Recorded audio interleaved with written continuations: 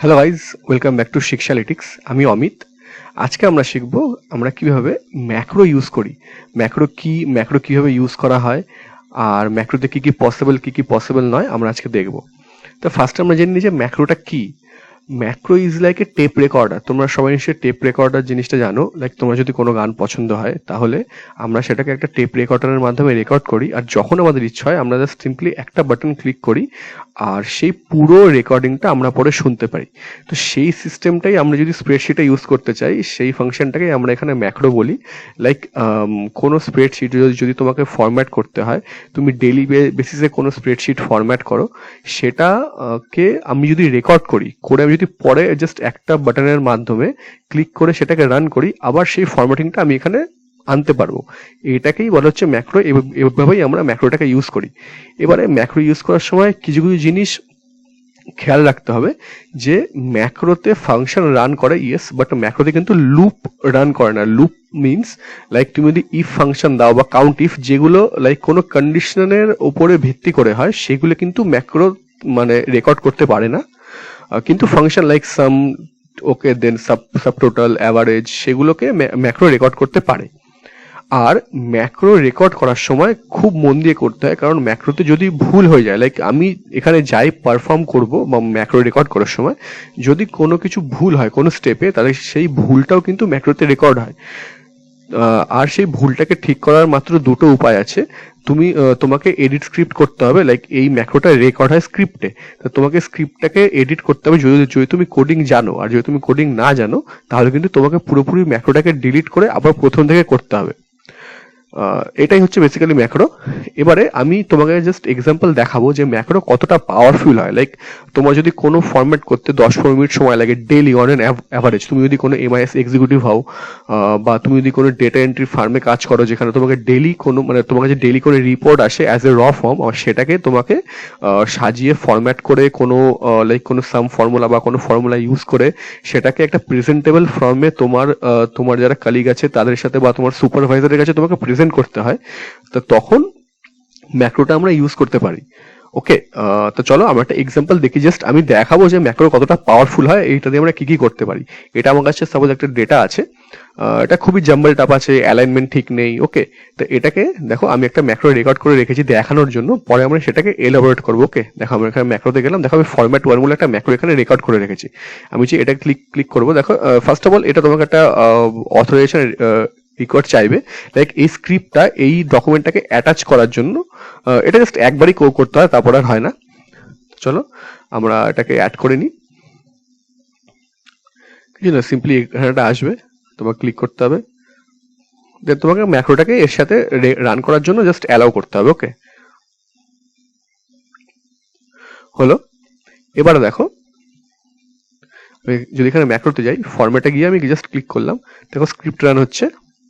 দেখো within few seconds, কিছুক্ষণ সময় লাগে, দেখো উইদিন ফিউ সেকেন্ডস আমার পুরো ডেটাটা সুন্দরভাবে অ্যালাইন হয়ে ফরম্যাট চেঞ্জ হয়ে, দেখো এখানে ইভেন একটা ফর্মুলা অবধি করা রয়েছে। ওকে, ফর্মুলায় এসে পুরোপুরিভাবে সাজিয়ে দিল পুরো ফরম্যাটিংটাকে। ওকে, এইভাবে আমরা রেকর্ডটাকে আমরা ম্যাক্রোটাকে ইউজ করতে পারি।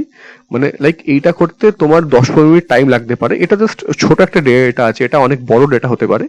এটাকে রেকর্ড করতে 10-15 মিনিট বা তার বেশি সময় লাগতে পারে, যেটা তোমাকে ডেইলি করতে হয়। ওকে, সেটাকে লাইক দেখলে তো কয়েক সেকেন্ডে আমি ম্যাক্রো দিয়ে আমি সেটাকে ইউজ করতে পারি, রেকর্ড করতে পারি। এটাই হচ্ছে ম্যাক্রোর কাজ। ওকে, তো গাইজ দেখি, চলো এবারে আমরা দেখি এটাকে আমি কিভাবে করলাম। ঠিক আছে, তো চলো গাইজ এই ভিডিওটা আজকে শুরু করা যাক।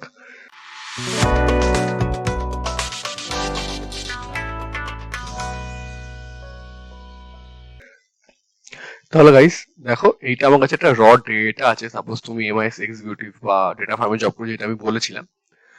তা আমাকে এই ডেটাটাকে এখন ফরম্যাট করতে হবে ইউজিং ম্যাক্রো দিয়ে। আমি কিভাবে এটাকে রেকর্ড করব, আমি যে ডেটাটাকে পুরোপুরি ফরম্যাট করব সেটাকে আমি ম্যাক্রো দিয়ে রেকর্ড করব। ওকে, চলো, এটা ভীষণই একটা এক্সাইটিং টপিক।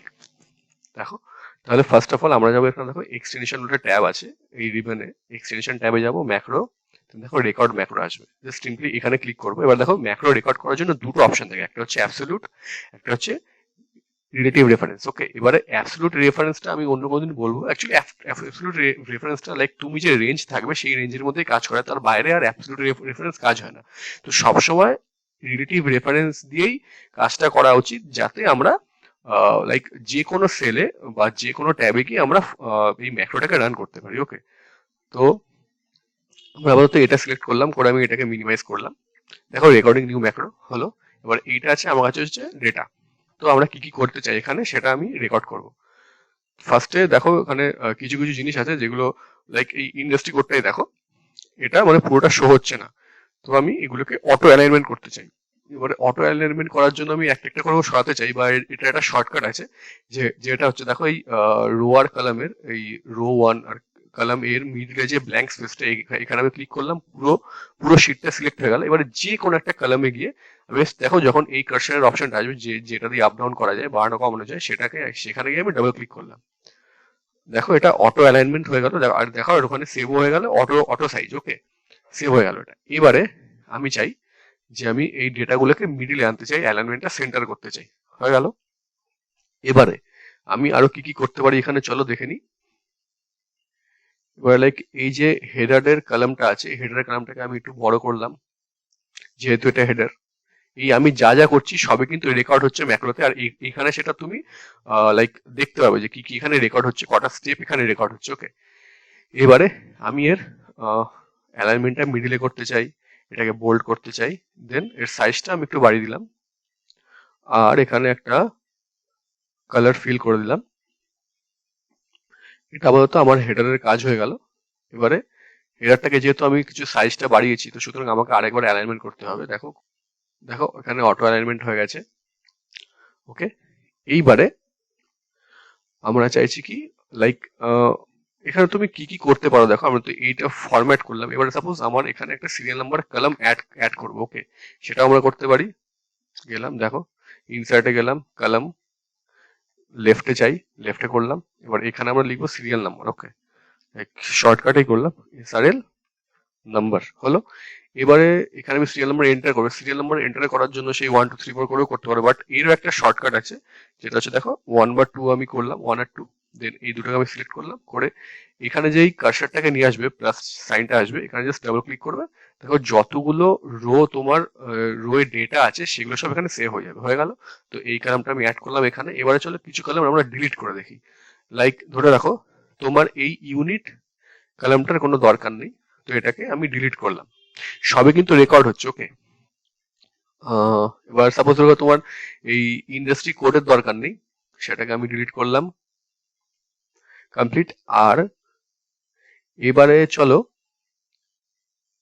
আমরা এই রোটাকে আমরা ফ্রিজ করব। ওকে, তাহলে আমরা যাবো ভিউতে, ফ্রিজ, দেখো আপ টু 1 রোজ। ওকে, এই 1 রো আমি ফ্রিজ করব। চলো এটা ফ্রিজ হয়ে গেল। দেখো এখানে ফ্রিজ রোজ অ্যাকশন 17 মানে 17খানা স্টেপ এখন অব্দি রেকর্ড হয়েছে, ফ্রিজ হয়ে গেল। এবারে আমার চাই হচ্ছে এই যে ভ্যালু কলামটা আছে এখানে, লাইক যেই ভ্যালুগুলো আছে সেইগুলোকে আমার কারেন্সি ফরম্যাটে চাই। দেখো কারেন্সি ফরম্যাটে করলাম, চলে এলো, তার পাশে সব ডলার। ওকে, এবারে আমার চাই এইখানে যে টোটালটা আছে তার সাম চাই। ওকে, সাম, দেন দেখো সামটা চলে এলো। আমরা এটা কারেক্ট করে অ্যালাইনমেন্টটাকে ঠিক করে নিই যাতে পুরোটা শো হয়। কমপ্লিট। এবারে আমরা চাই লাইক পুরোটা আমাদের এই ডেটাটা চলে সিলেক্ট করে নিই, পুরোটা আমার চাই যাতে বর্ডারের মধ্যে আসে। চলো বর্ডার করলাম পুরোটাকে, আর এইটাকে আমরা চাই যাতে বোল্ডে আসে। কমপ্লিট। আর এখানে একটা কালার ফিল করে দিই। হয়ে গেল। এটা হচ্ছে আমাদের ডেটা পুরো। আর আমরা কি কিছু করতে পারি? এইটুখানি থাক, এনাফ। ওকে, আমরা কলাম ডিলিট করলাম, অ্যাড করলাম, ফরম্যাট করলাম, একটা ফাংশনও অ্যাড করলাম। ওকে, তো এটা হয়ে গেল আমার ম্যাক্রো রেকর্ড। আমার আর কিছু এখানে দরকার নেই।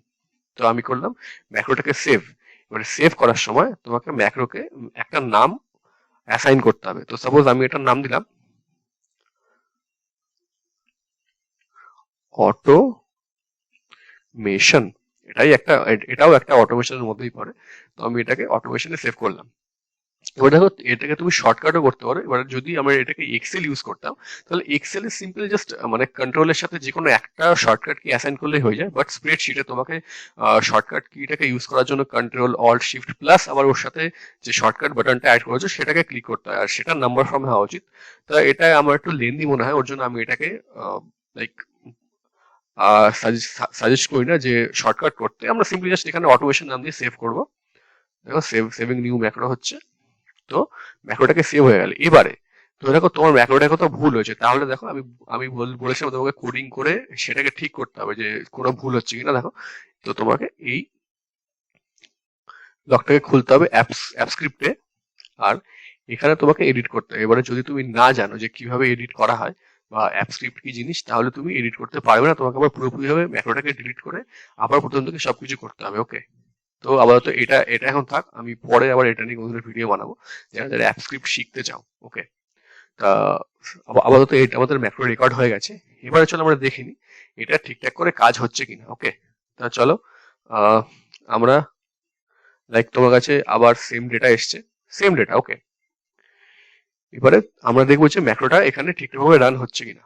চলো সিম্পলি যাবে এখানে এক্সটেনশনে, ম্যাক্রোতে এখানে যাবো, ম্যাক্রো, দেখো এবারে স্ক্রিপ্টটাকে আমরা রান করবো।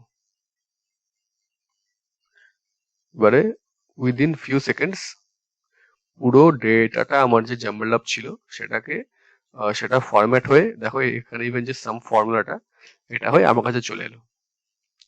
এটাই হচ্ছে সিম্পল ম্যাক্রো। তো তুমি লাইক ওই কাজটা করতে আমার কতক্ষণ সময় লাগলো, আর যখন আমি এই শিটটা এলাম আমাকে জাস্ট একটা মানে জাস্ট ম্যাক্রোটাকে রান করতে হলো, আর পুরো ফরম্যাটিংটা একবারে এখানে রান হয়ে আমার জাস্ট যেই কাজটা করতে 10-15 মিনিট সময় লাগলো সেটা উইদিন 2-3 সেকেন্ড আমার কমপ্লিট হয়ে গেল। তো ম্যাক্রো এতটাই পাওয়ারফুল।